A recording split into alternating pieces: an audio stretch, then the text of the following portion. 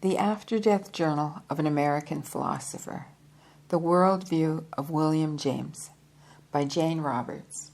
Chapter 15, Faith and Coincidence. Friday afternoon, July 15, 1977. Faith is both active and passive. It acts as a stimulant at one time and as a tranquilizer at another. Its action in the body promotes exactly those biological changes necessary to ensure health and vitality so that the pulses may be quickened or slowed, the hormones activated or quieted.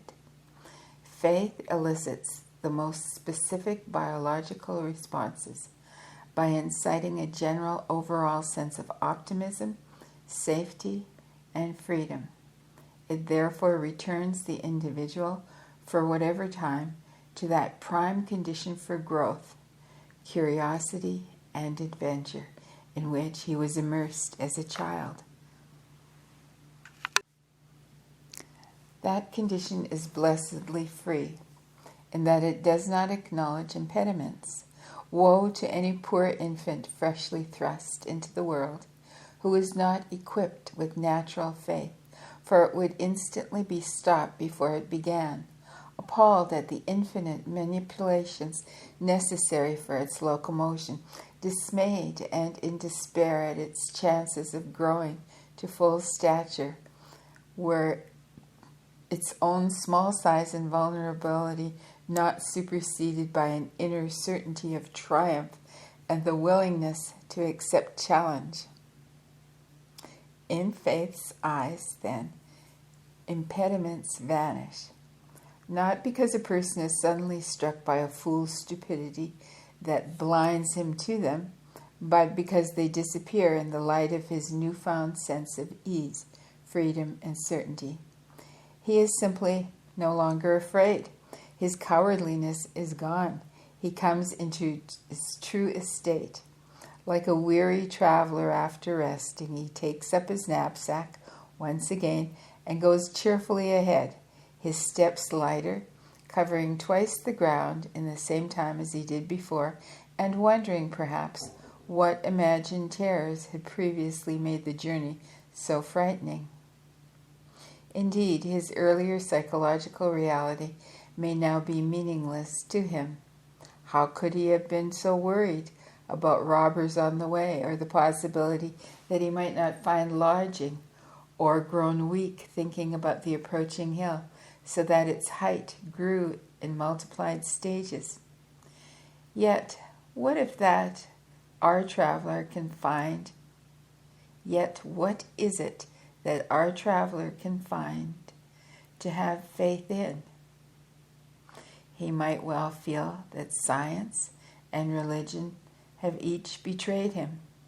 He may not for the life of him be able to believe in a conventional personified God, white beard flowing in the clouds above, and blessed finger pointing out heavenly directions.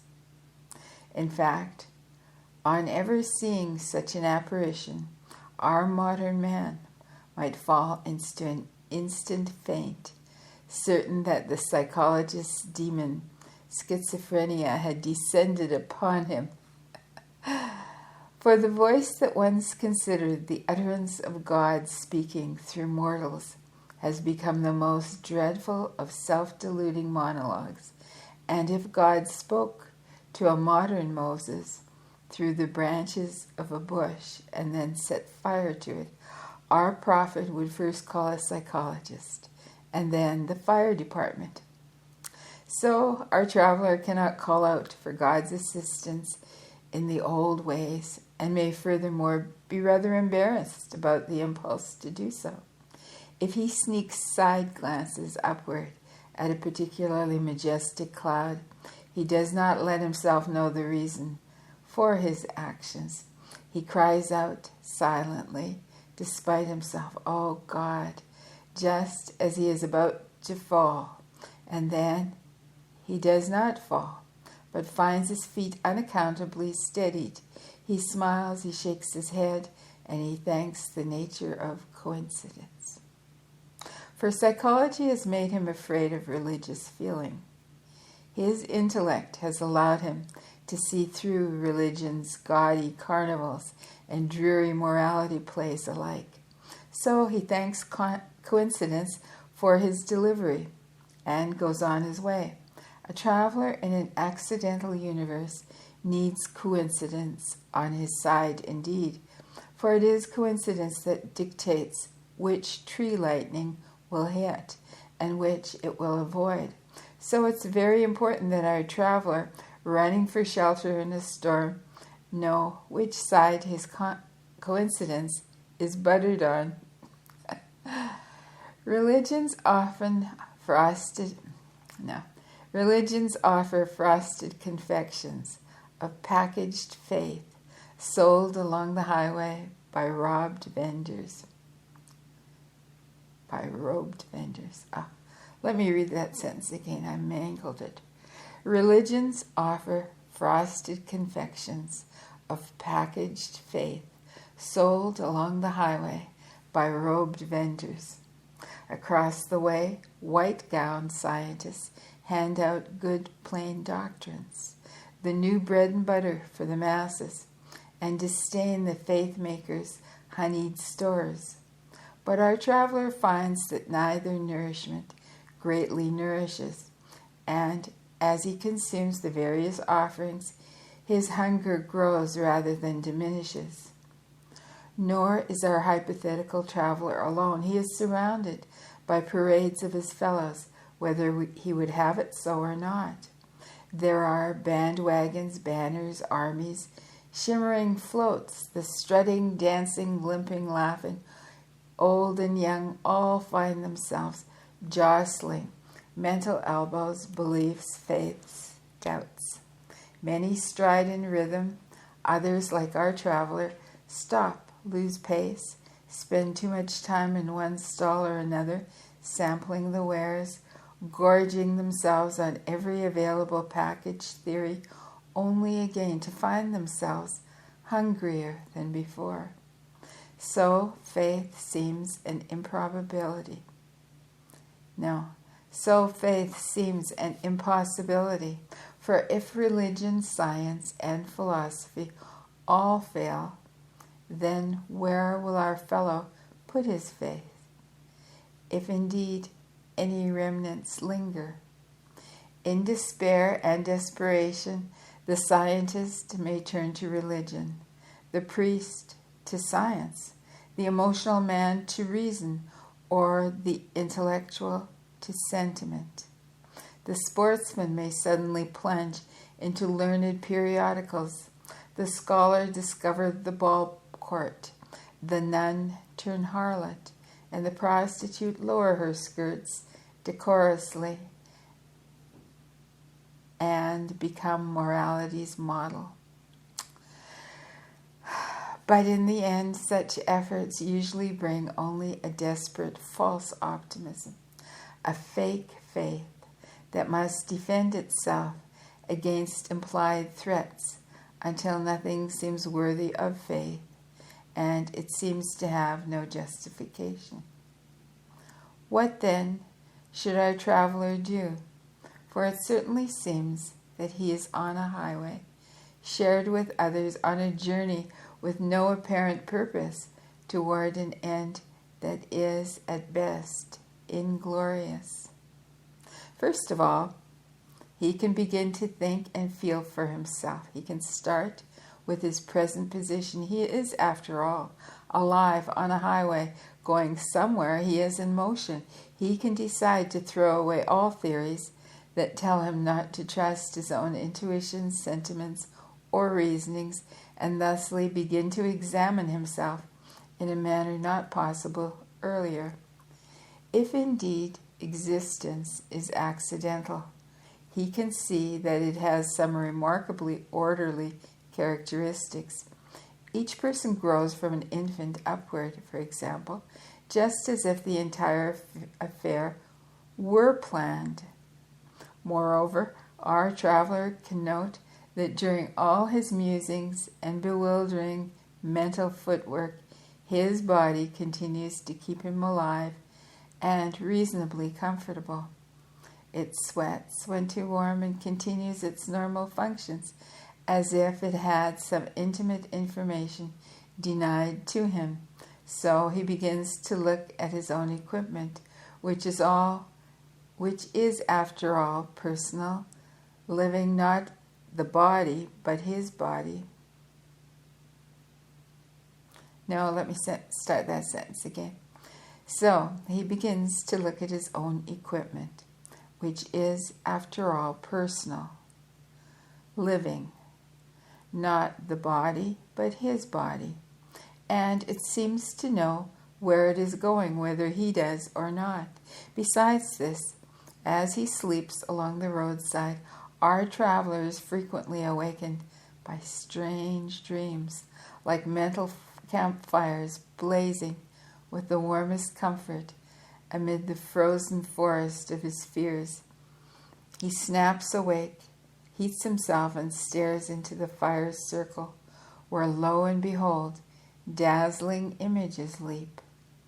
Then he questions, is he sleeping or awake? For the dream images may speak to him or show with immense clarity scenes from his own past. But when the affair is over, he wonders. The dream often seems to suggest that he move in certain directions or make alterations in his plans. Hesitantly, he tries following these suggestions, covering his path with appropriate rationalizations. For if the directions are wrong, they at least offer some recommendations not tried before, and they are, after all, his own directions. For a while he may assign any correct or positive result to coincidence, but coincidence, it appears, is more dependable than it used to be. His body, though weary, trudges on, and he notices its dependability, where before he harassed it for not going faster or worried that it would not keep up with the others. A second wind seems to come upon him, and sometimes a third or a fourth. Every once in a while, from nowhere, he is filled with a new buoyancy, an additional energy, a sudden exhilaration and enthusiasm. So is faith born again in a man, by leaps and bounds, as he begins to trust his own nature and the terms of his private existence. Wednesday morning, July 20th, 1977. Our traveler finally notices that when he trusts himself and his nature, he feels strange stirrings, pull and tug at his consciousness, urgings to do this or that, to go faster or slower, as if, like a fine racehorse, he had been too nervous and sensitive before, and now suddenly felt upon his back a new rider who knew what he was doing and looked ahead and prepared him for any barriers, nudged him safely aside, and overall considerably bettered his performance. Further experience reveals, however, that horse and rider are one, or body and soul together. Where before one seemed to pull against the other, now both are smoothly synchronized, and instead of dreading an unknown journey, our traveler is now filled with excitement and zest, knowing that nature works with him and not against him. Furthermore, those odd rustlings of consciousness seem to move him beyond the known track, and sometimes his awareness feels continuous with all of nature itself. His motions become so easy, transparent, and effortless that he begins to understand something else.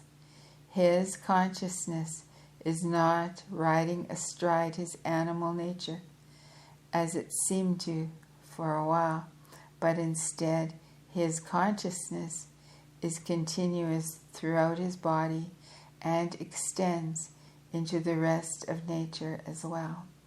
Our traveler sees that he is not on a journey or in a race, but involved in a course of action, and he may dimly sense a grandstand or hear voices that shut down encouragement and suggestions, that shout down encouragement and suggestions.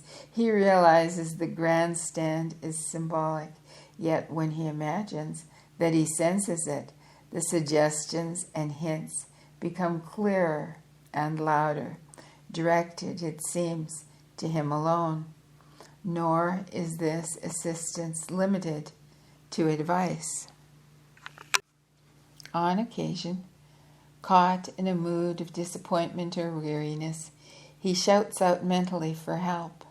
Remarkably enough, he is provided with an otherwise inexplicable boon, sudden energy or health or the solution to a problem, and he is most certain that his assistance comes from outside of the normal course of events.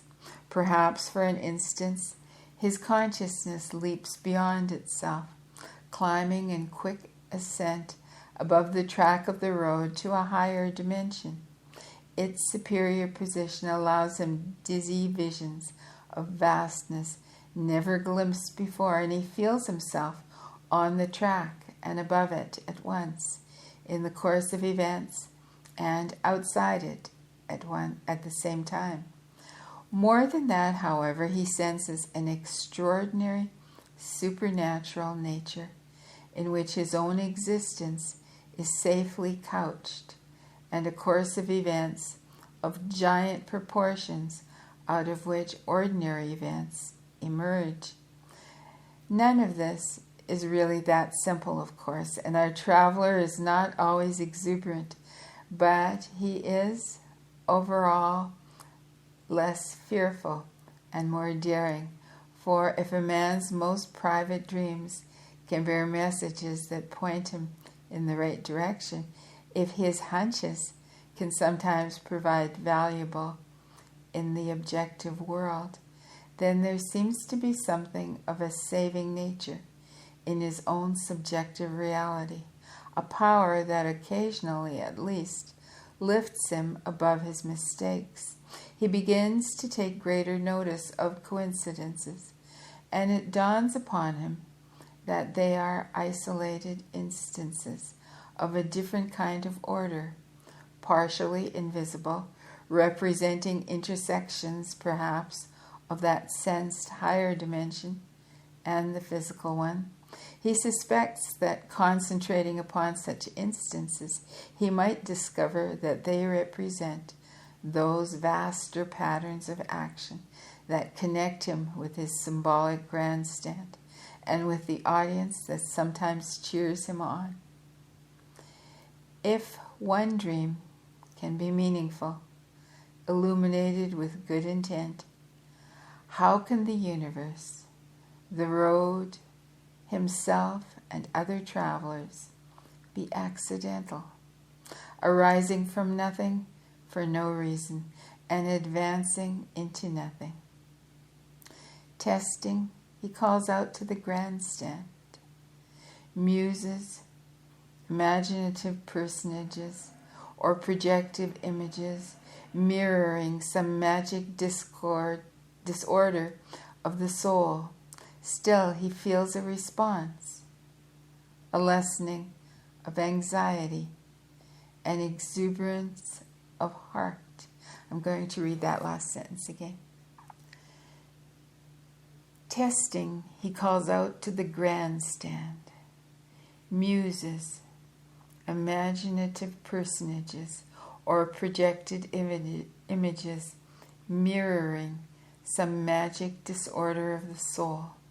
Still, he feels a response, a lessening of anxiety, an exuberance of heart.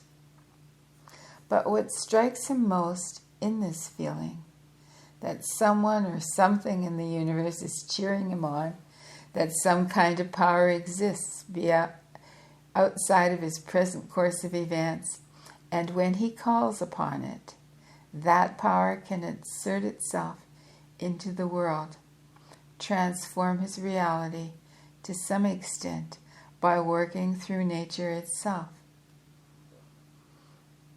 In his zest to find some answers, our traveler begins to ignore all of the authorities with whom he has already wasted so much time. As he does so, he notices things that before seemed trivial or beside the point of his concern. A squirrel might dart through the treetops nearby, for example, gathering nuts to put away for his winter store. Our traveler marvels that blind instinct sees the next season's snow so well in the midst of the day's balmy weather. And if our traveler has a spark of lively emotion still left within him, he is struck by a marvelous humor at this and other such incidents. For accidentally, winter will come once again, following the orange leaves of autumn with perfect progression. Accidentally, the birds will begin their migrations with miracle-like timing. The animals will thicken their coats for the cold spell without waiting weather reports.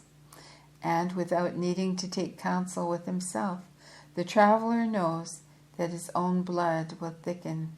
The human body, unfurred, will take inner procedures against the approaching cold, conserving its own heat. And despite all that he has heard to the contrary, he is, in a flash, convinced of the universe's good intent, his rightful place in it, and he senses his existence and the world's rising from another source that is both within and outside the natural framework. How could he earlier have believed in religion's sinful self, tales of a vengeful God, or in science's mechanical and accidental universe? The rift between intuition and intellect is closed. They are united. Their attraction, one to the other, is consummated, and their difference is forgotten. All the rustlings and stirrings of nature now seem to find response within his own feelings. He knows that he and the universe are united yet again, that some extra-natural force is both within the world and apart from it at once, and the wedding of intellect and emotions brings an offspring of greatest consequence, the birth of a faith that is indeed a twin to the first faith with which the traveler once was endowed. This faith, however, is faith with knowledge, where the infant's faith need not contend with the world's ways in the same way that the adult indubitably must. This faith, like the second or third or even fourth wind of the runner, is even more exuberant, for it exists despite a knowledge of the world's ordinary course and of the impediments thrown up by ignorance or error. The same material world surrounds our traveler now as in his previous torments. He is still walking along the road, surrounded by his fellows, and on either side stretch the vendors of various doctrines. The street is lined with shops, universities, and churches. Yet what catches his notice are the simple, unauthoritative events that delighted his childhood, the direct enjoyment and experience of his body and mind, his trust in their achievements, the constant liveliness of the animals, and the entire cooperative commerce of the natural world. That natural world and his own subjective experience within it shout with multitudinous voices that its existence and his cannot be accidental, but share a concern, a good intent that is everywhere apparent, and that faith promotes in our traveler exactly the conditions needed for his support. Food does not miraculously appear out of the air for him, a table spread and a banquet, but he knows as surely how to provide for himself as the squirrel does, and he realizes his truth and no longer need worry. He simply follows the dictates of his nature, trusting that the same power that set him upon the road, mind and body in one living package, is no less kindly disposed towards him than it is to the world's other living creatures. In that moment of trust, he and his experience are transformed. Looking around, he can see glimpses of that trust trying to rouse itself in the religions and science alike, but he understands that for all of their merits, institutions can speak only generally to any given individual, and that each man's life involves him in a direct confrontation with the universe, in which he must ultimately trust both his own nature and the unknown source from which it springs. That greater source makes itself known through the living person in his living and his dying, and speaks directly through his own nature. Only that truth can illuminate and make sense of the facts of the known world. It is ultimately impossible to trust God and distrust the self, or vice versa. Such a faith is not blind, however, for experience will prove it to be more factual than any mathematical formula. It will be demonstrated through the beneficial changes it brings in a person's life. For faith not only promotes health, vitality, and understanding, but a kind of accomplishment that produces a general overall transformation, bringing to flower abilities and characteristics of the most heroic nature that previously had lain latent and unused.